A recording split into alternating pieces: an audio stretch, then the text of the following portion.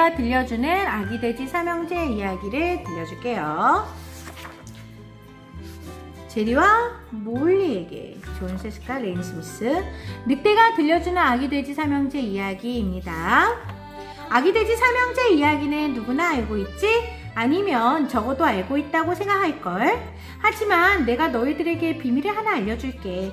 사실은 아직 아무도 진짜 이야기는 몰라. 왜냐하면 늑대 입장에서 하는 이야기는 아무도 들은 적이 없거든. 나는 늑대야. 이름은 알렉산더 울프. 그냥 알이라고 부르기도 해. 나는 도대체 모르겠어. 커다랗고 고약한 늑대 이야기가 어떻게 처음 생겨났는지. 하지만 그건 모두 거짓말이야. 아마 우리가 먹는 음식 때문에 그런 얘기가 생긴 것 같아.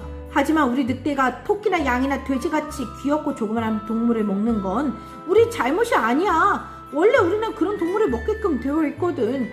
치즈버거를 먹는다고 해서 너희를 커다랗고 고약한 사람이라면 그게 말이 되니?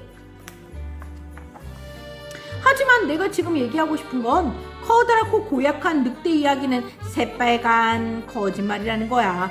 진짜 이야기는 재채기와 설탕 한 컵에서 시작되었지. 재채기와 설탕.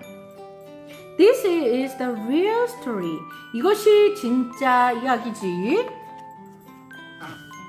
아주 오래전에 내가 우리 할머니 생일 케이크를 만들 때란다. 나는 아주 심한 감기에 걸려 있었지. 그때 마침 설탕이 다 떨어졌어. 비어있네요, 설탕 컵이. 그래서 나는 이웃집에 가서 설탕을 얻어오기로 했어.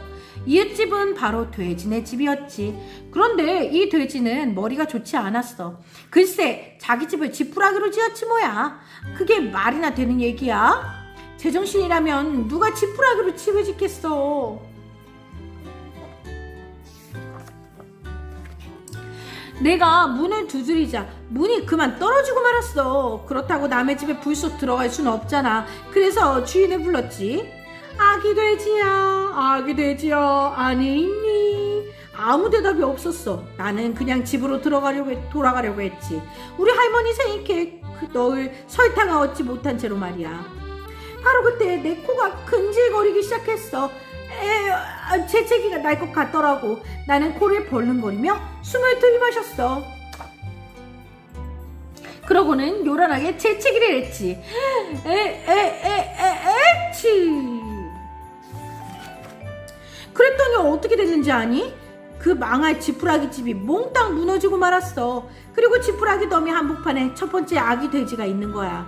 완전히 죽은 채로 말이야. 그 녀석은 처음부터 집에 있었던 거였지. 집더미 속에 먹음직스러운 햄이 있는데 그냥 가는 건 어리석은 일 같았어. 그래서 내가 그걸 다 먹어버렸지. 눈앞에 커다란 치즈버거가 있다고 생각해봐. 너희도 그걸 그냥 내버려두진 못할걸?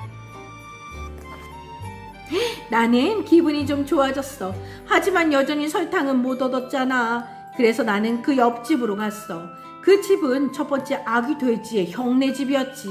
이 돼지는 동생보다는 조금 낫지만 그래도 머리가 나빴어. 나뭇가지로 집을 지었더라고. 나는 나뭇가지로 만든 집의 초인종을 눌렀어. 띵동 띵동. 아무 대답이 없었어. 그래서 주인을 불렀지. 돼지씨, 돼지씨, 안에 있어? 돼지가 안에서 소리쳤어. 꺼져버려, 이 늑대야. 너 못 들어와. 난 지금 턱수염을 깎는 중이라고. 내가 막 문 손잡이를 잡았을 때 또 재채기가 나오려는 거야. 나는 코를 벌렁거리며 숨을 들이마셨어. 입을 막으려고 했지. 하지만 바로 그때 요란하게 재채기가 터져나왔어. 에치! 믿어지지 않겠지만 이 집도 동생네 집처럼 무너지고 말았어. 먼지가 가라앉은 다음에 보니까 두 번째 아기 돼지가 있더라고. 역시 완전히 죽은 채로 말이야. 늑대의 명예를 걸고 하는 말인데 이건 진짜 틀림없는 사실이야.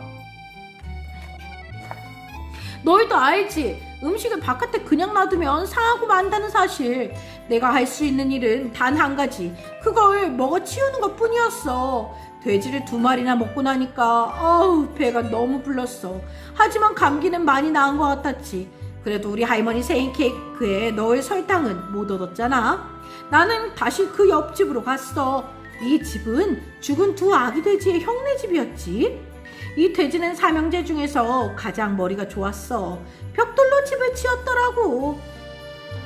나는 벽돌집 문에 두드렸어. 쿵쿵쾅쾅. 아무 대답이 없었지. 그래서 주인을 불렀어. 돼지씨! 돼지씨! 안에 있어? 그러자 그 버릇없는 녀석이 뭐라고 했는지 아니? 꺼져버려 늑대야. 다신 날 괴롭히지 마. 그런 버릇없는 놈이 어디 있어. 그 녀석은 아마 설탕을 한 자루에 가지고 있을 거야. 그런데도 우리 할머니 생일크에 넣을 설탕 한 컵도 안 주겠다니. 욕심 많은 돼지 같으니라고. 나는 그냥 집으로 돌아갈 생각이었어. 케이크 대신 멋진 생일 카드나 만들어야겠다고 생각했지. 그런데 그때 또 재채기가 나오려는 거야. 나는 코를 벌렁거리며 숨을 들이마셨어. 그리고 다시 한번 재채기를 했지. 에치! 그러자 세 번째 아기 돼지가 고함을 질렀어. 아! 흥! 너희 할머니 딸이나 부러져라! 나는 평소에는 꽤 침착하단다. 하지만 누가 우리 할머니에 대해 그런 식으로 얘기하면 미치고 말지. 내가 막 돼지네 집 문을 부수려고 할 때 경찰들이 달려왔어. 나는 코를 벌름거리며 숨을 들이마시고 재채기를 하면서 야단 법석을 떨고 있었지.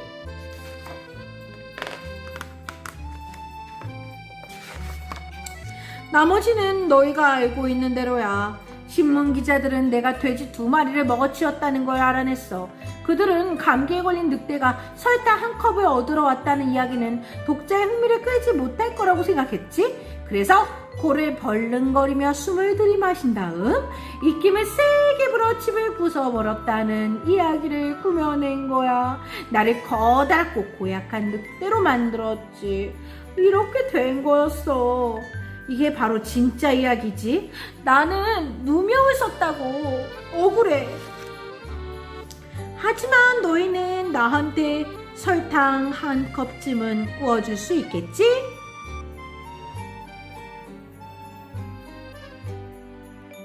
실말초 2학년 친구 여러분 반갑습니다. 늑대가 들려주는 아기돼지 삼형제 이야기 잘 들어보았나요? 이야기 줄거리를 정리해보면 이렇게 됩니다. 어느 날 늑대는 할머니 생신 선물로 드릴 케이크를 만들다 설탕이 떨어지고 말았어요. 할 수 없이 설탕 한 컵을 빌리러 이웃의 돼지네 집으로 가죠. 지푸라기로 지은 첫 번째 돼지네 집에 도착하는 순간 하필 재채기가 터져나오지 뭔가요. 사실 늑대는 지독한 감기에 걸려 있었어요. 에치! 재채기를 하는 통에 그만 돼지네 지푸라기 집이 날아가 버린 거예요. 그리고 집더미 속에 아기 돼지가 죽은 채 누워있는 게 아니겠어요? 먹음직스러운 햄이 있는데 그냥 가는 건 어리석은 일이니까 늑대는 먹어치울 수밖에 없었어요. 늑대는 설탕을 얻으러 다시 옆집으로 갔어요. 이번에는 나뭇가지로 지은 돼지네 집이었어요. 그런데 또 에치! 지독한 감기 때문에 또 재채기를 하고 말았는데 역시나 나뭇가지 집도 무너지는 게 아닌가요? 음식을 밖에 놔두면 상할 테니 배가 불러도 또 먹어치울 수밖에 없었어요. 역시 설탕을 얻지 못했던 거였죠. 늑대는 그 옆집으로 향했어요. 벽돌로 지은 아기 돼지네 집이었죠. 그런데 세 번째 아기 돼지는 문도 열어주지 않고 다짜고짜 욕설을 퍼붓더니 나중에는 늑대 할머니 욕까지 하는 게 아니겠어요? 늑대는 화가 부쩍 났어요. 그래서 돼지네 집 문을 부수려는 찰나 경찰과 신문 기자들이 달려왔죠. 신문 기자들은 늑대가 설탕을 얻으러 왔다는 이야기는 독자들의 흥미를 끌지 못할 테니 늑대가 입김을 세게 불어 집을 부숴버리고 아기 돼지를 잡아먹었다는 이야기를 꾸며냈던 거예요. 고약한 늑대를 만들어버린 것, 이것이 진짜 이야기다라는 책의 줄거리였어요. 늑대 알렉산더 울프는 우리가 알고 있는 아기돼지 삼형제는 거짓임을 주장하며 억울한 심정을 토로합니다. 우리 늑대가 토끼나 양이나 돼지같이 귀엽고 조그만한 동물을 먹는 건 우리 잘못이 아니야. 원래 우리는 그런 동물을 먹게끔 되어 있거든. 치즈버거를 먹는다고 해서 너희를 커다랗고 고약한 사람이라고 하면 그게 말이 되니? 이렇게 말하는 늑대의 말도 일리는 있네요. 우리도 돼지고기, 소고기를 먹듯이 그들도 다른 동물들을 잡아먹는다는 것을 나쁘게만 여겨서는 안 된다는 뜻이니까요. 설탕을 빌리러 문을 두드렸지만 지푸라기로 된 문은 그냥 떨어지고 말았고, 주인을 불렀으나 아무 대답이 없어 돌아가려 했지만 바로 그 순간 감기에 걸렸던 늑대가 재채기를 요란하게 하는 바람에 이 모든 일이 시작되었던 거예요. 이렇게 시작된 이야기는 계속해서 우리가 알고 있던 이야기와 다른 반전을 보여주며 전개가 됩니다. 늑대의 시각, 늑대의 입장, 늑대의 관점에서 들려주는 이야기를 듣다 보니 어느새 정말 늑대 편이 되어 있는 거예요. 그래서 늑대의 생각으로 정말 억울했겠는걸 라는 생각도 듭니다. 이 이야기가 말해주는 것은 무엇일까요? 늑대가 들려주는 아기돼지 삼형제 이야기는 한심한 돼지들과 억울한 늑대가 이야기의 중심이 아니라는 것을 알 수 있어요. 이 책은 그동안 너무나 익숙하고 당연하다고 여겼던 이야기나 사건에 대해 다른 시선, 다른 각도, 다른 관점, 다른 입장에서 생각해 볼 수 있는 기회를 준다는 점에서 정말 특별한 책 같아요. 출판된 지 제법 된 책인데요. 이 사건과 정보를 너무 쉽게 접하는 요즘 시대에 여러분들이 좀 더 다양한 생각과 비판적 사고를 가질 수 있도록 도와주는 책 같네요. 여러분이 늑대 이야기를 듣고 돼지 편이 될지 늑대 편이 될지 아니면 또 다른 입장으로 이야기를 할지 누구 말이 맞는지 한번 생각해 보세요. 늑대 편이 되었다가 돼지 편이 되었다가 좀 헷갈리기도 하겠죠. 그런데 어떤 친구는 선생님, 늑대 말이 사실인 것 같다고 해요. 사실인 것 같다고 해요. 제법 치열한 논쟁이 오고 갈 것 같죠? 그런데 진실이 뭘까요? 여러분들 중에 이 일을 직접 본 사람이 있나요? 네, 없죠. 이 일은 누구만 알 수 있을까요? 바로 이 책을 쓴 작가만 알 수 있을까요? 자, 그래요. 누가 어떤 입장에서 말하고 있는지에 대해서 관심을 기울이면 독서활동이 훨씬 더 풍부하고 재밌어질 거예요. 아기돼지 삼형제 이야기를 늑대 입장에서 보면 전혀 다른 이야기가 되는 것처럼요. 늑대의 시선, 늑대의 입장 말고 또 누구의 시선이 있을까요? 누구의 눈으로 바라볼 수 있을까요? 이 광경을 목격한 다른 이웃의 입장에서, 심지어는 늑대가 무너뜨린 그 집의 입장에서 상상해 보면 어떨까요? 그리고 또 다른 입장에서 상상해 본다는 것은 기존의 입장에 대한 비판적인 사고를 가능하게 하죠.